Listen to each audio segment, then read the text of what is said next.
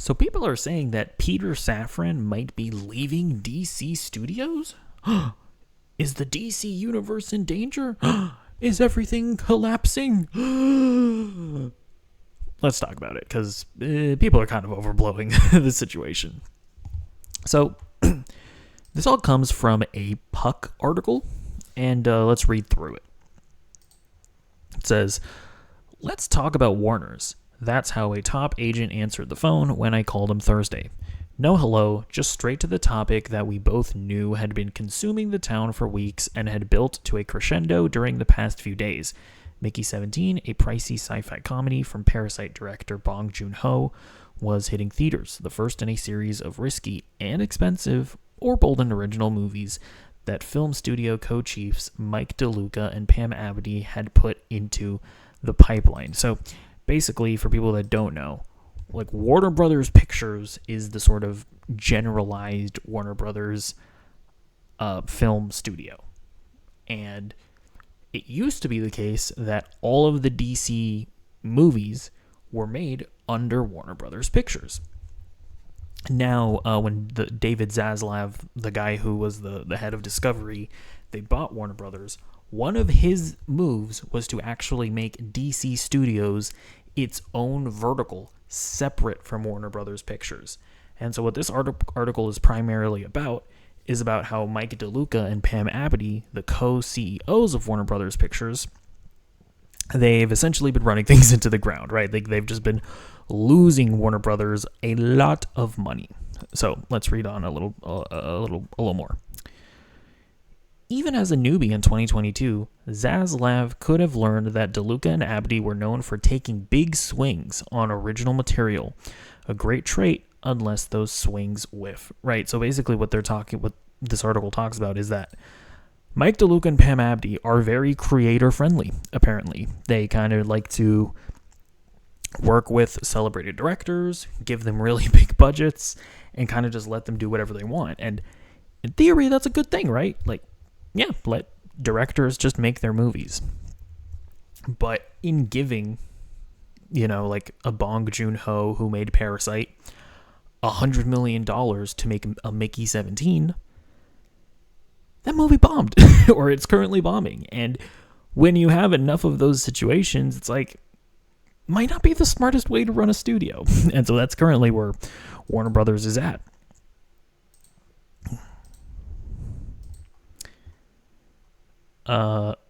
When DeLuca and Abdy went to work at Warner's, they cited the Joker sequel as their first green light. But the gods were cruel. And when Joker Folie à Deux went down in flames, they took some of the blame. Filmmaker Todd Phillips had not test screened the movie, fearing leaks. He did the same with the first movie, but that was a $55 million proposition. The sequel was just a bit more expensive. You don't allow the refusal to test screen. A top executive at another studio almost shouted at me at the time, "There's no $200 million movie in the business that you don't test screen. It's utter malpractice." And I gotta say, this is something that I've been feeling a lot when it comes to the movie industry, where it's like, listen, it's great if a filmmaker wants to have all of these rights and all of this authority when making their movies. But if that's the case, then you have to compromise on the budget. If Martin Scorsese wants to make The Irishman, and he wants to make it exactly the way that he wants to make it, he doesn't want to answer to anybody, you don't give him $150 million, right?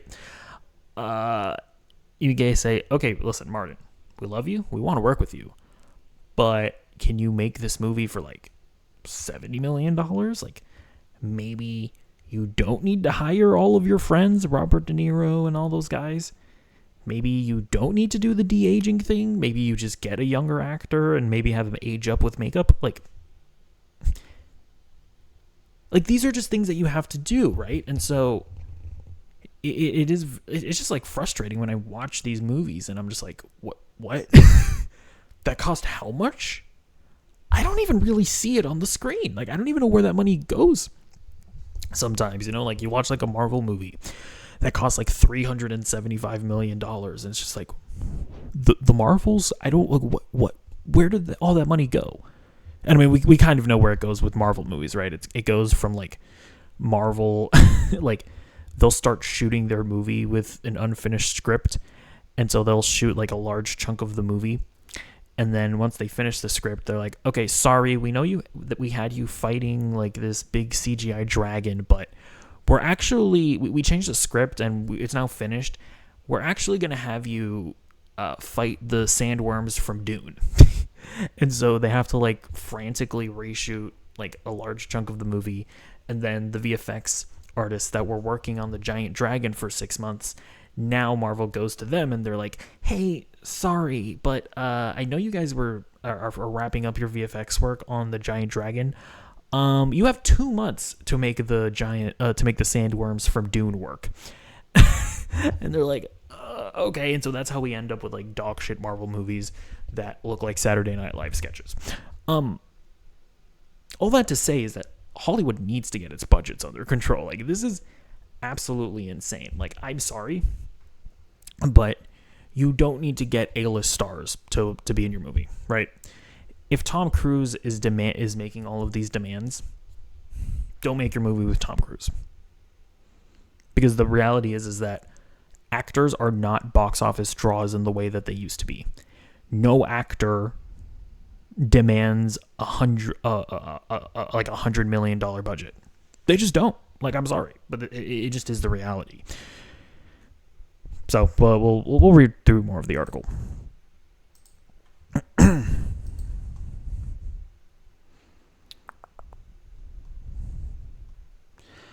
With all this as a backdrop, rumors flew late last week that DeLuca and Abdi were out. Asked for comment, Zaslav's spokesman Robert Gibbs responded, "There is no truth to that rumor." And that was it. Needless to say, the statement likely will do little to stop the rumor mill from grinding on.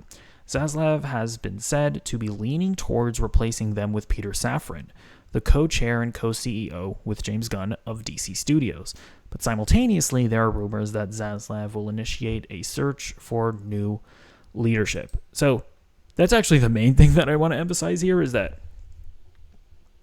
that's the paragraph, right? That's the line where all of this rumor mill originates from, that Peter Safran is leaving DC Studios.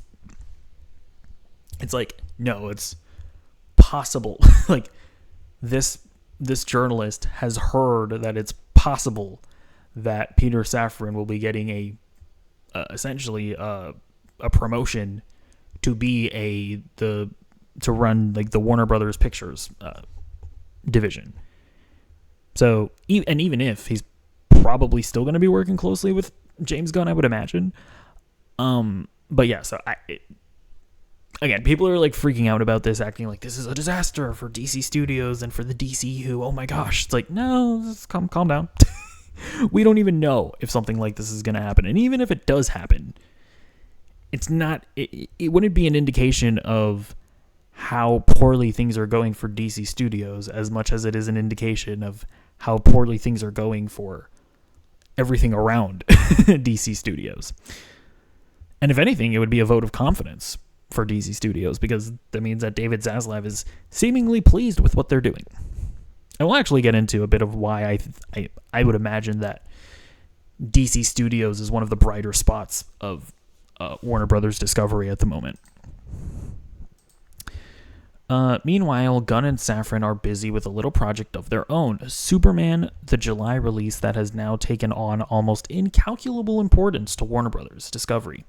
If Warner's can't finally make the DC franchise work, there is genuine fear that the studio will go the way of Fox, which was swallowed by Disney in 2019. So, yeah, I mean, listen, if there was already an indescribable amount of pressure on Superman and James Gunn, there's even more pressure now, because literally everything around them in Warner Brothers Discovery is kind of crumbling. Like, this article doesn't even mention this, but the video games division of Warner Brothers Discovery is also crumbling around them, with the failure of Suicide Squad, with the failure of Gotham Knights, with the cancellation of the Wonder Woman game, the shuttering of the studio that was making it, the failure of multiverses. Like, yes, Warner Brothers had a success in Hogwarts Legacy, but that is not enough for them. So, like, Warner Brothers Discovery needs Superman to be good. They need to build up the DC brand in order to get it to a place where it is like in a healthy position. And I will say, I do think that James Gunn and Peter Safran, and I think it's possibly why Peter Safran is being looked at to run things over on Warner Brothers Picture, is I think they're making all the right moves in terms of the development process. I love the fact that James Gunn has said, we are not going to go into production on a movie until we have a finished script. Should be common sense, but when you read about the horror stories of Marvel Studios, for example, not exactly that much, or it's not as common as you would hope. I love how James Gunn and Peter Safran are seemingly going to be flexible with their budgeting, right? Like Mike Flanagan came into them. He pitched them a Clayface movie. The reported budget of it is $40 million. If this was Mike DeLuca and Pam Abdi, and they're like, ooh, Mike Flanagan, oh, Haunting of Hill House boy, oh, he wants to make a movie with us. Here's $100 million for Clayface. Listen, Mike Flanagan is great. Awesome. You should not make a Clayface movie for $100 million. It just doesn't make sense. It doesn't need it. Why put that much pressure on a movie that didn't need to have that much pressure on it? You know, like, we have not heard the budget for Superman. It wouldn't surprise me if it's below $200 million, to be honest with you. I mean, maybe they see it as the big launch of their DCU, and so they do go all out with like a $250 million budget. But again, I would not be surprised if James Gunn was like, hey, listen, I'm just going to get ready to make the movie that I want to make, and we're going to go in, we're going to film it, it's going to be fast, efficient, and we're going to make this thing for under $200 million. I wouldn't be surprised if that ends up happening. I mean, we'll have to see what the reported budget is. But I guarantee you that Sergeant Rock movie that they're making, that's not going to cost much either. Because it seems like Peter Safran and James Gunn are not delusional when it comes to their filmmaking. So we'll see what happens here, but I would not start freaking out about the state of DC Studios because of this report, because all it is saying is that Peter Safran might essentially get a promotion within Warner Brothers Discovery. And if anything, him getting that promotion means that he's doing good work within DC Studios. But that same line that everybody is taking this from literally also states that we don't know that for sure, and that it's also possible that David Zaslav is looking for new people to lead Warner Brothers, and that Safran would stay at DC. So, in any case, let me know what you think in the comments down below, and I'll see you in the next video. Goodbye.